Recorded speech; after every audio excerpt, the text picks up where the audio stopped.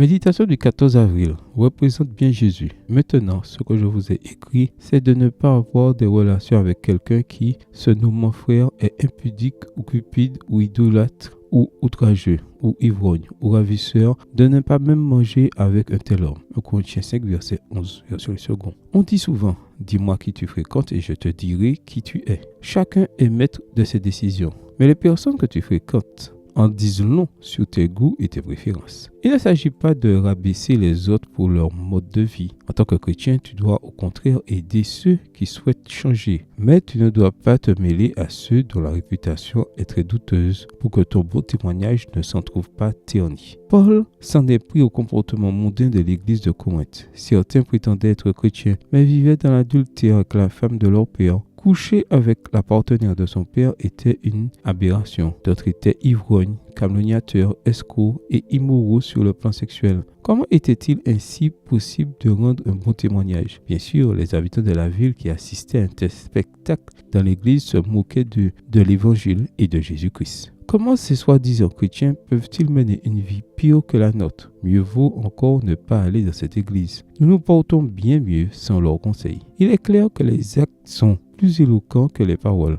Parler de Jésus en ayant une conduite qui contredit les principes prêchés n'a pas lieu d'être, car cela devient infécond, hypocrite et même détestable. Voulant mettre fin au mauvais témoignage, Paul a conseillé de ne pas fréquenter de telles personnes et de les éviter afin que les gens puissent reconnaître la différence entre un chrétien et un non-chrétien. Aujourd'hui, c'est la même chose. À cause du mauvais témoignage de ceux qui se disent chrétiens, beaucoup de gens ne veulent rien savoir de l'évangile. Gandhi a même dit « J'aime votre Christ, je n'aime pas vos chrétiens. Vos chrétiens ressemblent si peu à votre Christ. » Vis en représentant correctement Jésus, que ton témoignage soit conforme à ton message. Prêche sans cesse et s'il le faut, ouvre la bouche. Voir 2 Timothée 4, verset 2. Après tout, puisque chacun sera jugé selon ses œuvres, que ton église soit un témoignage vivant de ce que tu crois. Il est vrai que tu n'es pas parfait, mais il doit y avoir une différence marquée entre toi et ceux qui ne connaissent pas encore Jésus. Que tes paroles et tes actes parlent de lui, car tout est par sa grâce. Amen.